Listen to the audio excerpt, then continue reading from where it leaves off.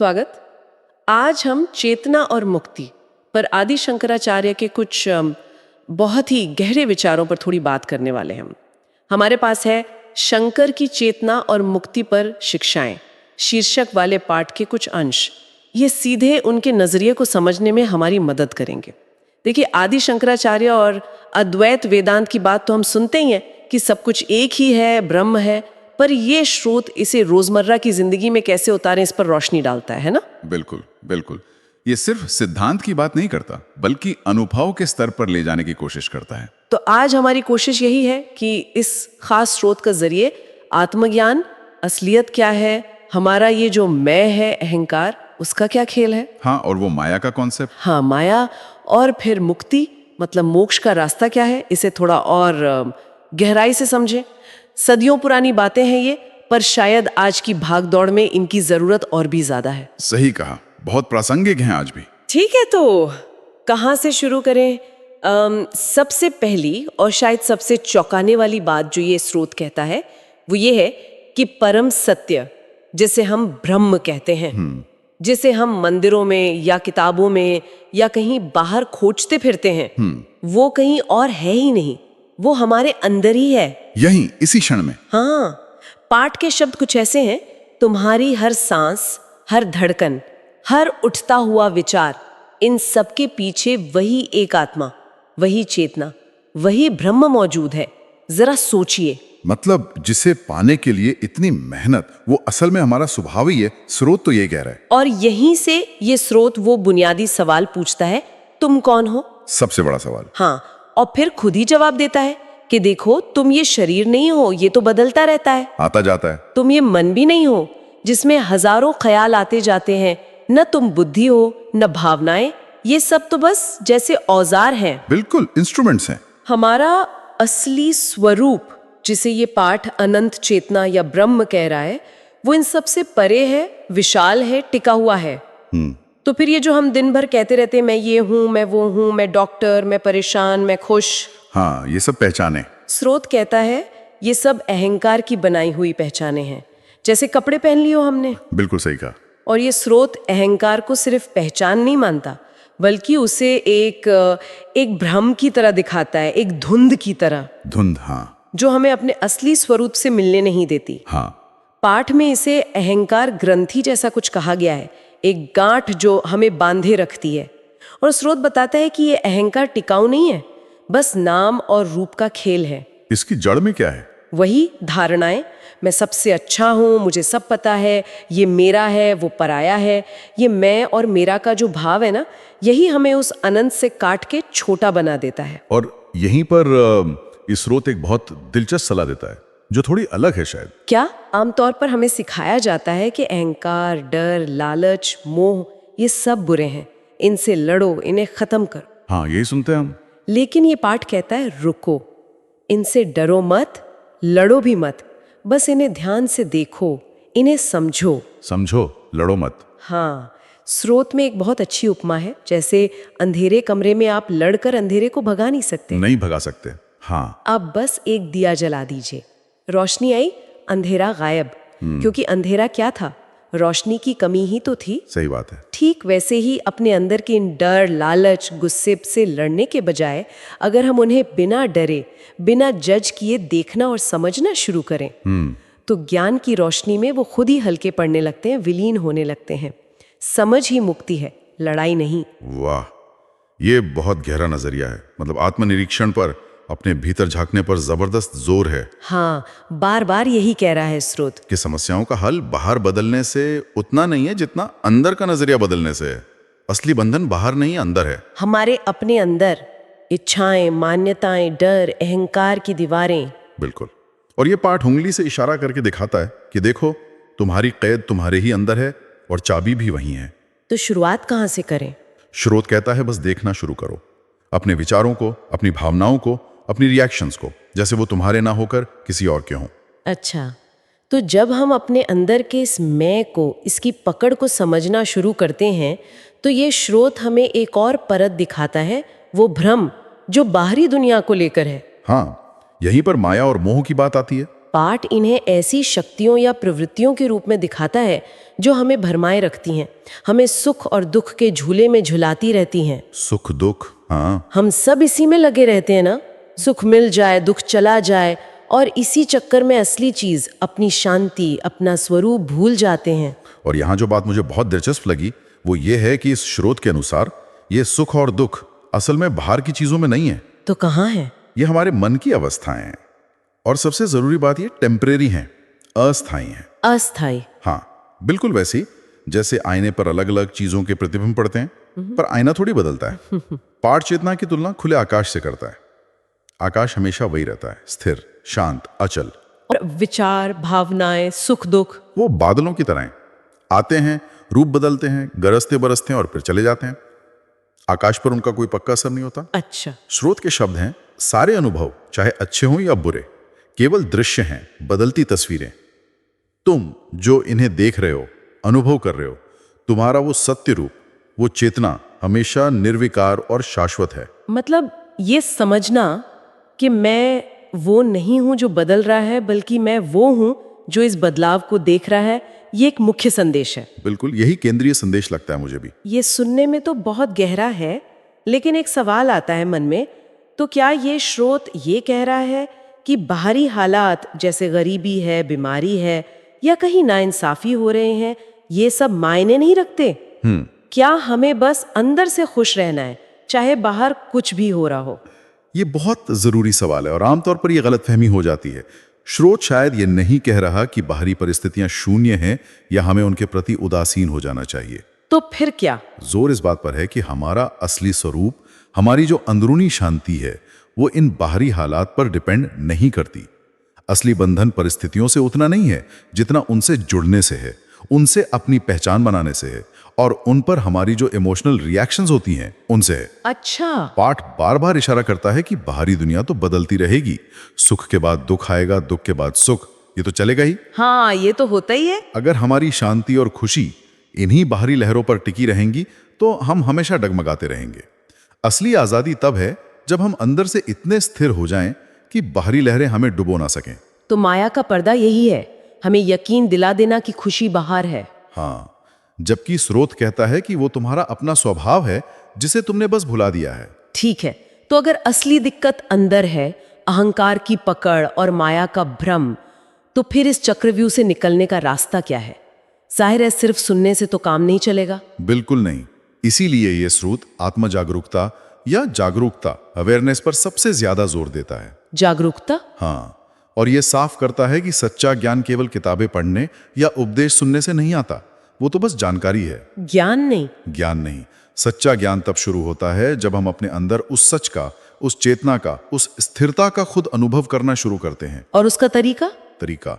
अपने विचारों, अपनी भावनाओं, अपनी शारीरिक सेंसेशंस, अपने कामों को बिना कोई लेबल लगाए, ये अच्छा है, ये बुरा है, बिना पक्षपात के बस देखना। बस देखना। हाँ, स्रोत में एक सीधी सी हिदायत है, देखो, न विरोध करो, न पकड़ो, किसी विचार या भावना से लड़ो मत, उसे दबाओ मत, और न ही उससे चिपक जाओ। बस एक न्यूट्रल दर्शक की तरह उसे आते और जाते हुए देखो।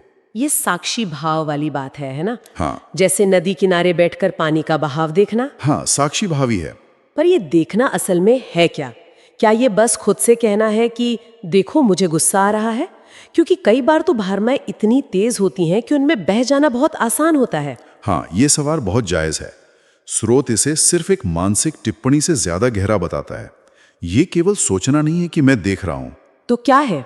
ये असल में उस भावना या विचार से थोड़ी दूरी बनाना है, एक स्पेस बनाना है जहां आप रिएक्शन देने से पहले रुक सकें।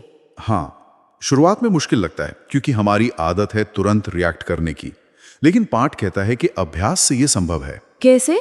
जब आप लगातार बिना जजमेंट के अपने अंदर की हलचल को देखते हैं तो धीरे धीरे आप उससे अपनी पहचान हटाना शुरू कर देते हैं।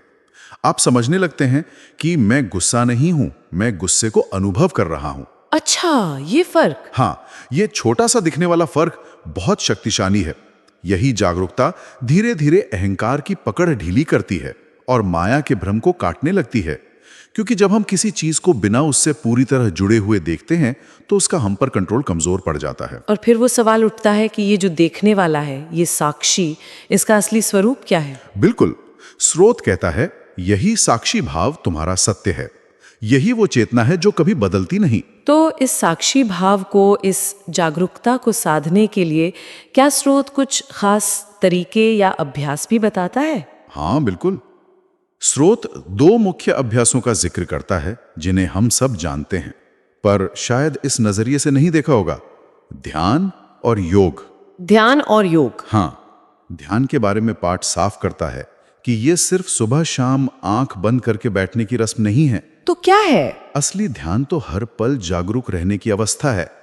अपनी आती जाती सांस पर ध्यान देना, मन में उठते विचारों को बिना उलझे देखना, चलते फिरते काम करते हुए अपनी हर क्रिया के प्रति सजग रहना। हर पल? हाँ, स्रोत कहता है कि इस तरह की लगातार जागरूकता से मन को कंट्रोल करने की जरूरत नहीं पड़ती। वो अपने आप शांत और स्थिर होने लगता है, जैसे गंदला पानी धीरे धीरे साफ हो जाता है अगर उसे छेड़ा ना जाए। अच्छा। ये मन को समझने की प्रक्रिया है, उससे लड़ने की नहीं। और योग के बारे में? आजकल योग का मतलब तो ज्यादातर लोग आसन या फिटनेस ही समझते हैं। सही कहा। लेकिन ये स्रोत योग को उसके मूल और ज्यादा बड़े अर्थ में देखता है। यहाँ योग सिर्फ शारीरिक कसरत नहीं है, फिर एक पूरा मार्ग है जो शरीर, मन और हमारी अंदरूनी आत्मा या चेतना को एक साथ लाता है, उन्हें जोड़ता है। योग का मतलब ही जोड़ना है। हाँ, योग मतलब जोड़। पाठ कहता है कि योग के अभ्यास से सिर्फ शरीर फ्लेक्सिबल या मजबूत नहीं होता, बल्कि अंदरूनी शांति, संतुलन और एक गहरा ज्ञान पैदा होता है। आसन, प्राणायाम, धारणा, ये सब शरीर और मन को तैयार करते हैं। किस लिए? ताकि हम अपने अंदर की गहरी चेतना के प्रति ज़्यादा सेंसिटिव हो सकें, उसे अनुभव कर सकें। ये भीतर की सोई हुई चेतना को जगाने में मदद करता है। अच्छा, जिससे भ्रम और दुख अपने आप कम होने लगते हैं। अगर हम इसे बड़े नजरिए से देखें तो ध्यान और योग दोनों ही इस स्रोत के अनुसार हमें अपने बिखरे हुए हिस्सों को समेटकर अपनी पूरी होलनेस की ओर ले जाने वाले शक्तिशाली साधन है। क्या स्रोत ये बताता है कि इन अभ्यासों को अलग अलग देखना चाहिए या ये जुड़े हुए हैं? स्रोत इन्हें एक ही लक्ष्य के दो पूरक पहलू मानता है। ऐसा लगता है ध्यान मन पर सीधे काम करता है, उसे शांत और केंद्रित करता है। और योग शरीर और प्राण, मतलब जीवन ऊर्जा के माध्यम से मन और चेतना पर काम करता है।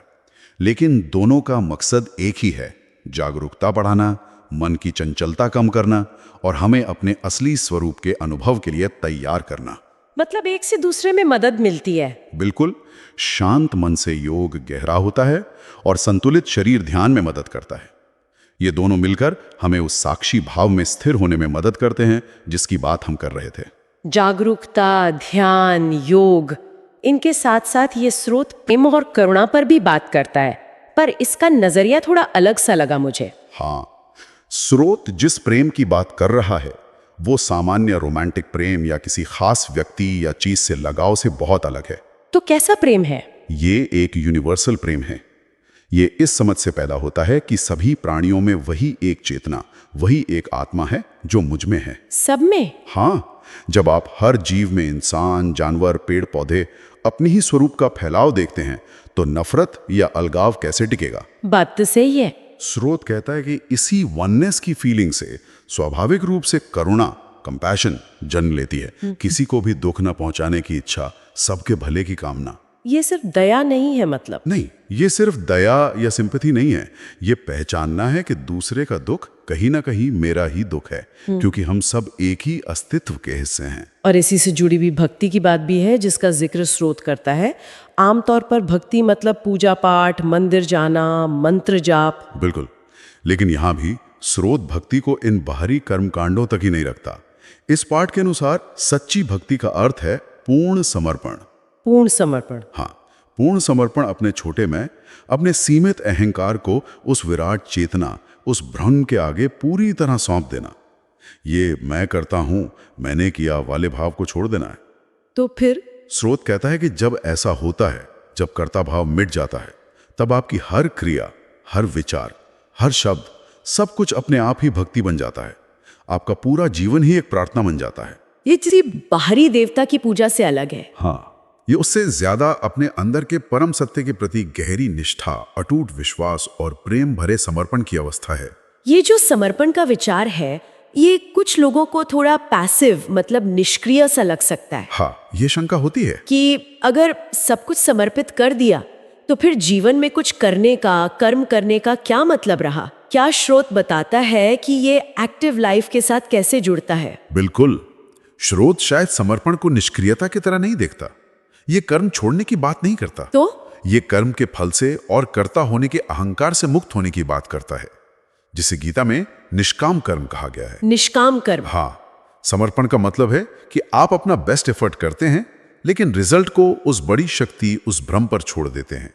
आप कर्म करते हैं पर मैं कर रहा हूं का बोझ नहीं उठाते। अच्छा, इस तरह कर्म बंधन नहीं बनता, बल्कि वो भी चेतना के प्रति, उस परम सत्य के प्रति एक भेंट, एक अर्पण बन जाता है। तो ये निष्क्रियता नहीं, बल्कि अहंकार रहित, तनाव मुक्त होकर कर्म करने का तरीका है। तो इन सब बातों का जागरूकता, साक्षी भाव, ध्यान, योग, प्रेम, करुणा, समर्पण, इन सब का आखिरी लक्ष्य क्या है? स्रोत हमें कहाँ ले जाना चाहता है? स्रोत इन सब को मुक्ति या मोक्ष के मार्ग के रूप में देखता है। और यहां भी एक बहुत जरूरी बात है, मोक्ष कोई ऐसी चीज नहीं है जो मरने के बाद किसी स्वर्ग या लोक में मिलेगी। तो कब मिलेगी? ये स्रोत कहता है कि मोक्ष यहीं और अभी, इसी जीवन में अनुभव करने वाली अवस्था है। यहीं और अभी? वो क्या है? ये अपने भीतर की उस अनंत चेतना के प्रति, अपने असली स्वरूप के प्रति पूरी तरह से जाग जाने की अवस्था है। जब कोई ये गहराई से अनुभव कर लेता है कि मैं ये शरीर या मन नहीं, बल्कि वो शाश्वत आनंदमय चेतना हूं, तब क्या होता है? तब बाहरी दुनिया की चीजों, सफलता, पैसा, नाम, इनकी दौड़ अपने आप थम जाती है। ऐसा नहीं कि ये चीजें जीवन में नहीं रहती, पर उन पर आपकी खुशी या शांति निर्भर नहीं करती। आप अपनी अंदरूनी पूर्णता को पहचान लेते हैं। बिल्कुल। तो इस सब का मतलब है कि मुक्ति भविष्य की कोई घटना नहीं, बल्कि इसी क्षण में मौजूद संभावना है, अगर हम जागने को तैयार हों। तो अगर मुक्ति हमारा स्वभाव है, यहीं और अभी मौजूद है, तो फिर इतने सारे प्रयास, साधना, ध्यान, योग की जरूरत क्यों है? ये सवाल बहुत नेचुरल है। स्रोत कहता है कि मुक्ति आपका स्वभाव है। आप असल में हमेशा से मुक्त ही हैं। जैसे सोना हमेशा सोना ही होता है, चाहे वो मिट्टी में दबा हो। लेकिन जैसे सोने को पहचानने और निकालने के लिए मिट्टी हटानी पड़ती है, हाँ, वैसे ही अपने मुक्त स्वरूप को पहचानने के लिए अज्ञान, अहंकार और वासनाओं के पर्दे हटाने पड़ते हैं। तो ध्यान, योग, जागरूकता, ये सब प्रयास उन पर्दों को हटाने के लिए हैं।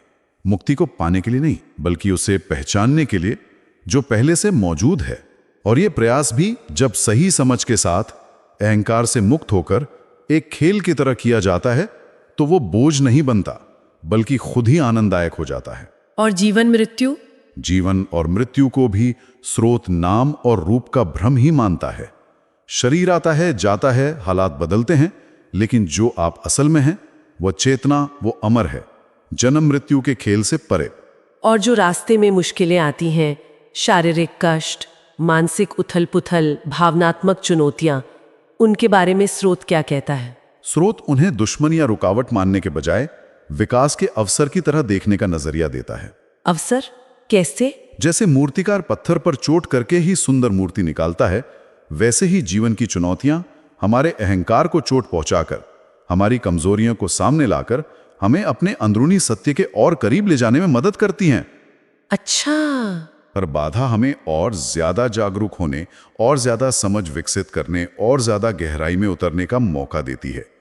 इसलिए पाठ शायद ये कहता है कि इनसे भागो मत, इन्हें स्वीकार करो और देखो कि वे तुम्हें क्या सिखाने आई हैं। तो अगर हम इस पूरी चर्चा को समेटें, तो शंकर की चेतना और मुक्ति पर शिक्षाएं वाले इस स्रोत का मुख्य संदेश यही लगता है कि परम सत्य, असली शांति और सच्ची स्वतंत्रता कहीं बाहर नहीं है। नहीं है। वो हमारे अपने ही भीतर गहरे में मौजूद है, और उन्हें पाने का रास्ता है खुद के प्रति जागरूक होना, अपने मैं यानी अहंकार के खेल को समझना, दुनिया के बदलते रूपों, माया के पीछे की स्थिरता को पहचानना, और ध्यान और योग जैसे अभ्यासों से मन को शांत और चेतना को जागृत करना। प्रेम और भक्ति भी बाहरी कर्मकांड नहीं, बल्कि अंदरूनी एकता और समर्पण की गहरी अवस्थाएं हैं। बिल्कुल। और ये स्रोत हमें एक आखिरी बहुत विचार करने वाले सवाल के साथ छोड़ जाता है। क्या? पाठ में कहीं इशारा है कि जब ये समझ और अनुभव पक्का हो जाता है, जब आप अपने असली स्वरूप में स्थिर हो जाते हैं, तब हर क्षण साधना बन जाती है। प्रत्येक क्षण साधना। हर सांस उसी चेतना में घुल जाती है।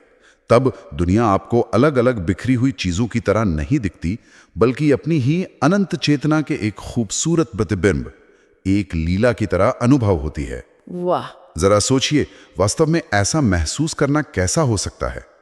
उस अवस्था में जीना कैसा होगा जहां कर्ता, मैं करने वाला, कर्म जो किया जा रहा है, और क्रिया करने की प्रक्रिया, इन तीनों का भेद मिट जाए। भेद मिट जाए और केवल शुद्ध आनंदमय चेतना का सहज प्रवाह बाकी रह जाए। ये सवाल शायद हमें अपने अंदर और गहरे उतरने और इन शिक्षाओं को सिर्फ दिमागी तौर पर नहीं, बल्कि अनुभव के स्तर पर जीने के लिए प्रेरित करता है।